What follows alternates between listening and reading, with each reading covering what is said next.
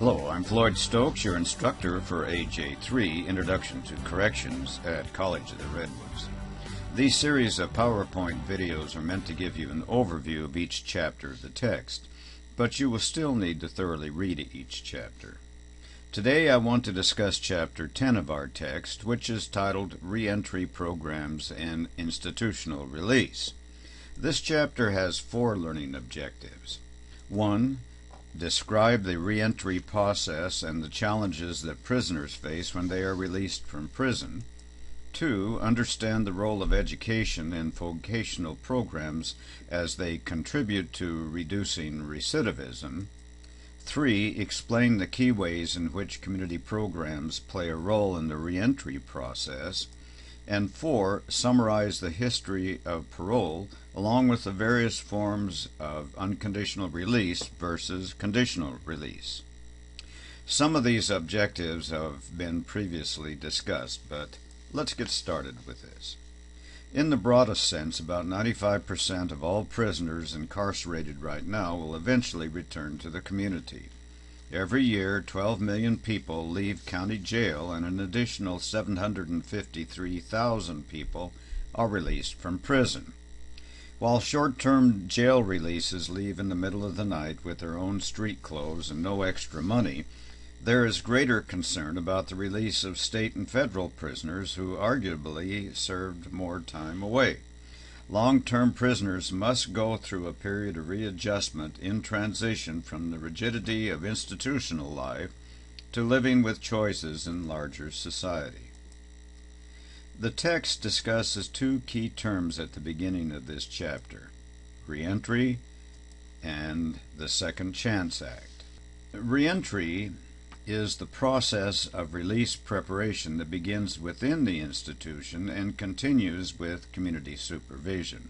Reentry begins by asking the question, what is needed to effectively prepare an offender to lead a law-abiding life in the community?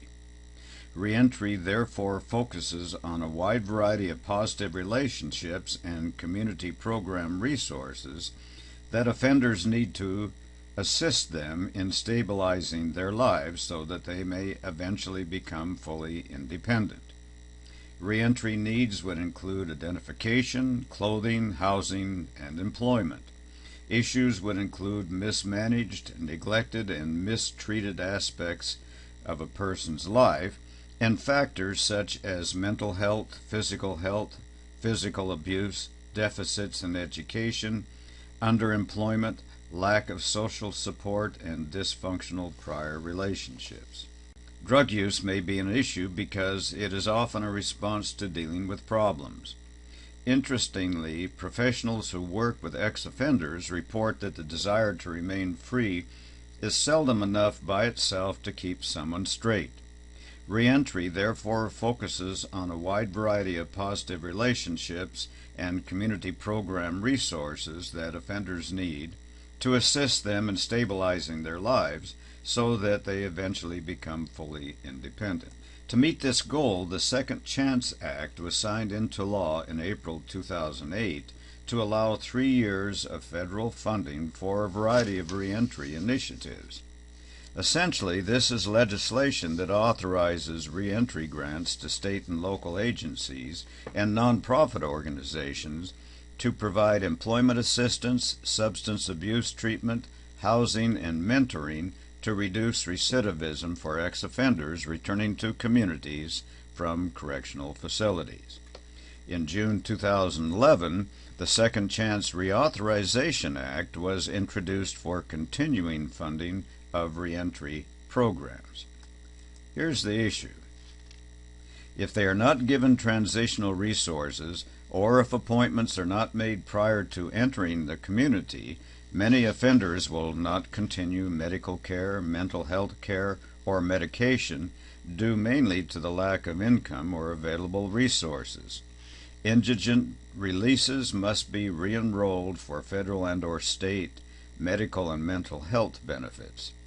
There may be a lengthy gap of time between release and time when insurance benefits begin.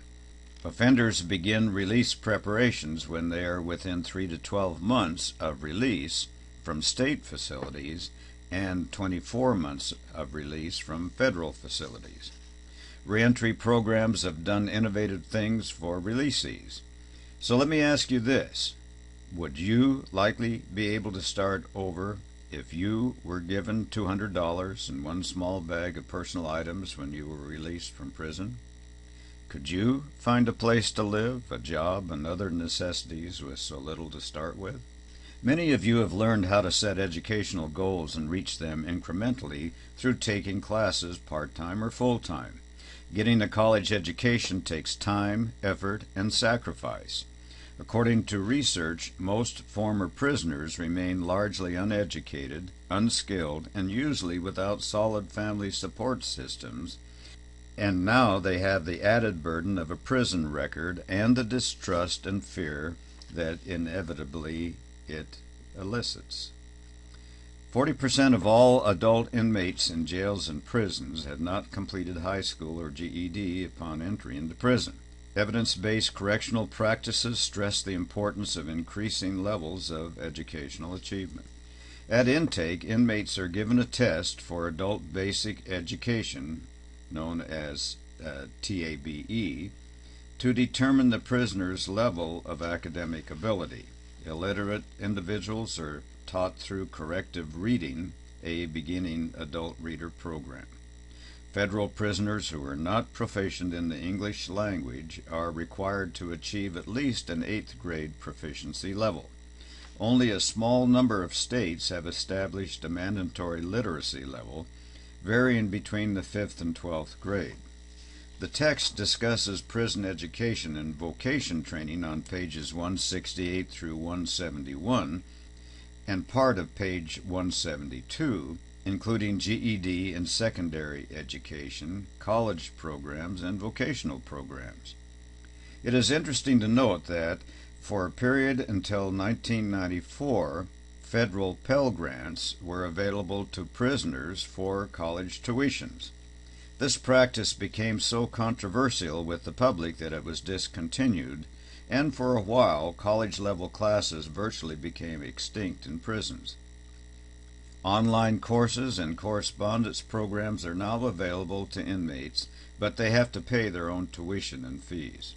Vocational training has actually been around since the mid-1800s. Early on, the primary focus was on the benefit of the institutions, but in the 1970s, the focus shifted to vocational training for reentry. Based on the court ruling in the case Glover versus Johnson, which was a 1979 case, women are to be given equal offering and trainings they desire, not what prison administrators want. But women may not seek fields that pay better because they are not educated on their choices beyond stereotypical low-paying sales and service jobs. Community corrections programs were discussed in detail on page 5. Many of these programs are vitally important for persons being released from prisons and jails. Page 172 covers some issues, including pre-release centers, which are minimum security prison-based facilities that either house prisoners who have not yet been granted parole or house prisoners who have met the parole board and been promised a future parole date. Pre-release facilities that are prison or community-based can grant furloughs, which are authorized temporary overnight leaves of absence from 24 to 72 hours in duration. Involvement of community members and treatment providers in facilitating offender reentry into society is known as a community reparation board. Community reparation boards assist the offender in many areas in working toward being self-sufficient in the community.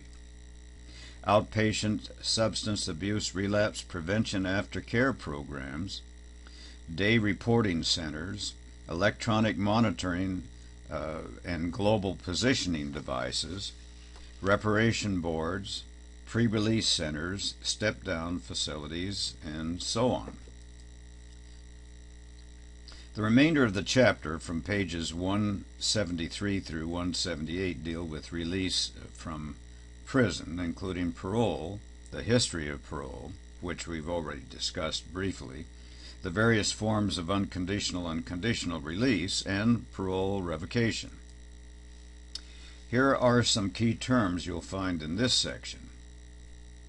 Unconditional release, that's the release or return of prisoners to the larger community without supervision.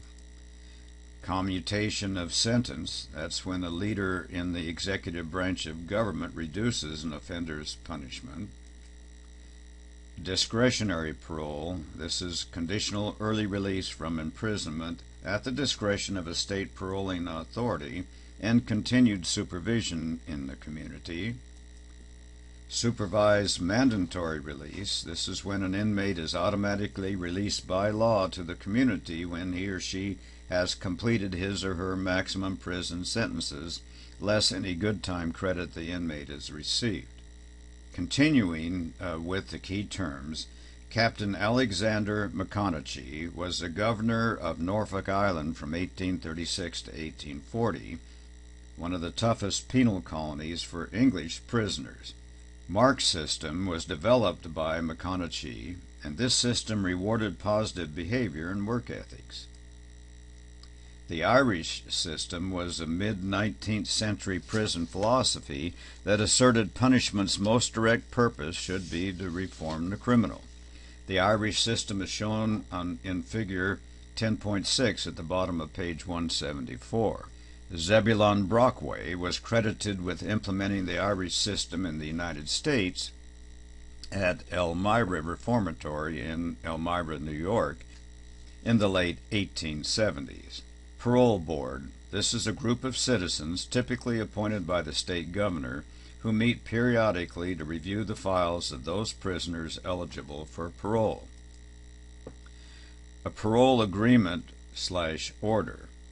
This document is used for the parolee to sign at the first meeting with the parole officer where he or she agrees to abide by certain conditions while on parole.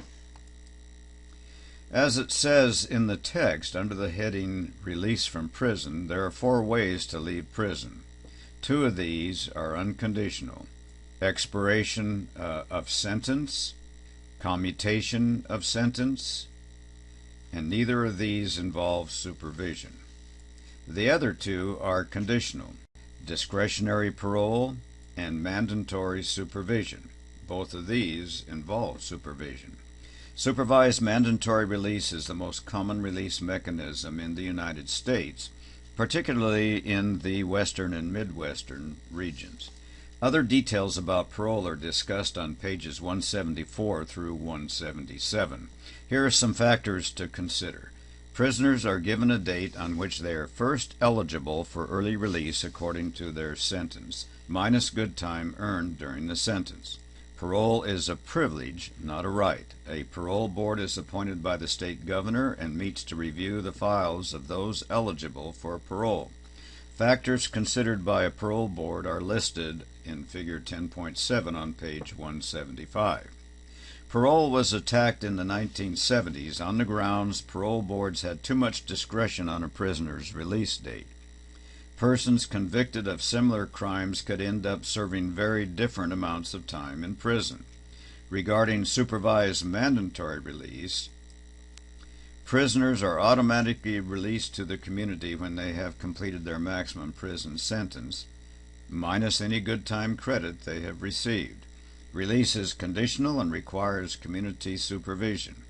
Supervised mandatory release is used in states where parole boards have been abolished, and it is also used in federal system and for violent crimes in 21 states.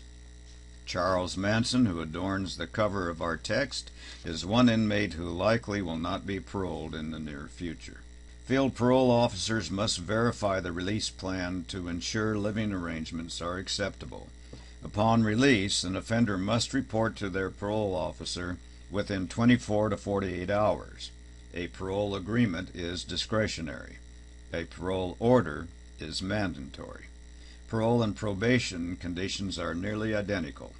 The duties of the parole officer are similar in the management of each type of case, no matter if it is discretionary or mandatory parole. The length of time a person is on parole varies considerably.